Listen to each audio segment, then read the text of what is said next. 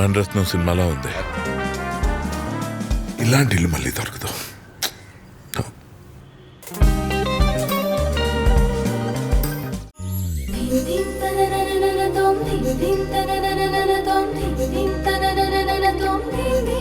కళ్ళల్లో నీళ్లు ఉన్నప్పుడు ఎదుటివారు స్పష్టంగా కనపడకపోవచ్చు, కానీ జీవితంలో ఏం కావాలో స్పష్టంగా తెలుస్తుంది అంటారు. కానీ నాకేం కావాలో నాకు తెలిసిన నేను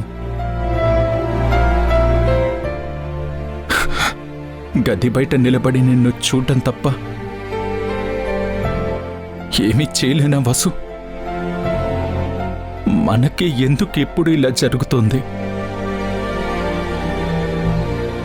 ఒకసారి నువ్వు, ఒకసారి నేను ఇలా గది బయట నిలబడి ఎదురు చూస్తూ ఉండడమే మనకి రాసి పెట్టుందా వసు? ఏడుతూ మల్లెలే కుప్పులోన చేరే దారి లేదే,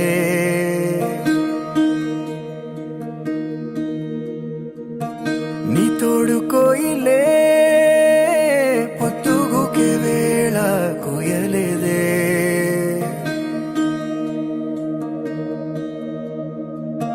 రాయత్తు అల తెరదాటి చేరరావే చెలియా,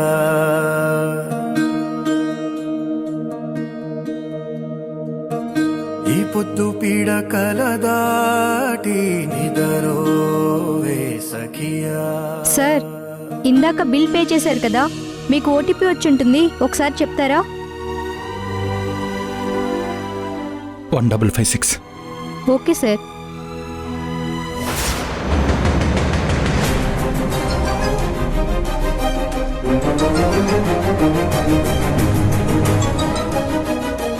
ధ్రువ సార్, మీరు చెప్పింది నిజం. ఆ పాప మీ కూతురు కాదు.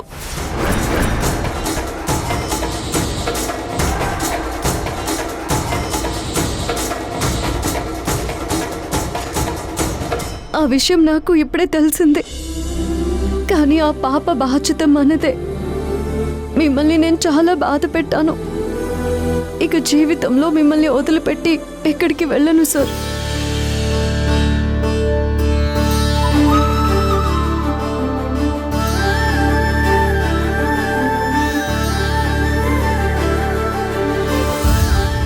సార్, సుజా, అంశుకి ఎలా ఉంది? తన దగ్గరికే వద్దాం అనుకుంటున్నాను. ఏం చేయాలో అర్థం కాకే మీ దగ్గరికి వచ్చాను సార్.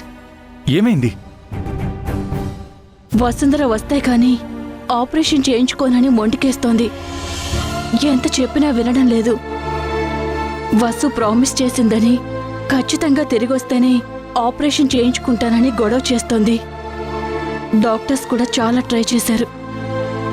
ఎక్కువ ఫోర్స్ చేస్తే వెళ్ళిపోతానని ఏడుస్తోంది. సరే, నేను వచ్చి మాట్లాడుతాను. పద.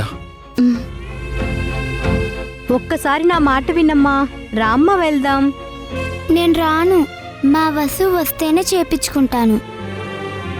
నాకు వసు ప్రామిస్ చేసింది, తను వస్తానని చెప్పింది.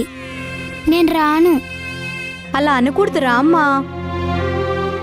అంశు, ఎవరొచ్చారో చూడు.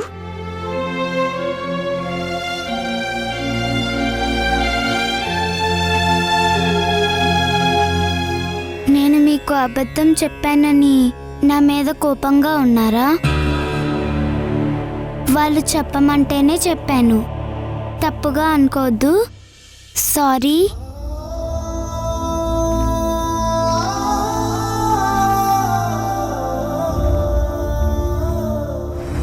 ఏ తండ్రికైనా తన బిడ్డ మీద కోపం వస్తుందా అంశు కుట్టి? రాదు కదా. వసు చెప్పింది, ఇక నుంచి అంశుని అంశు అని కాదు, అంశు కుట్టి అని పిలవమని. నానా, అమ్మొచ్చిందా?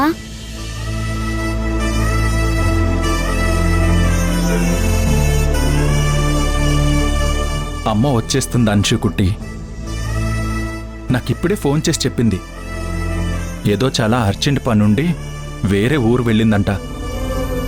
నువ్వు గుడ్ గర్ల్లా ఉండి చెప్పిన మాట విని ఆపరేషన్ చేయించుకుంటే అమ్మ వెంటనే వచ్చేస్తానంది.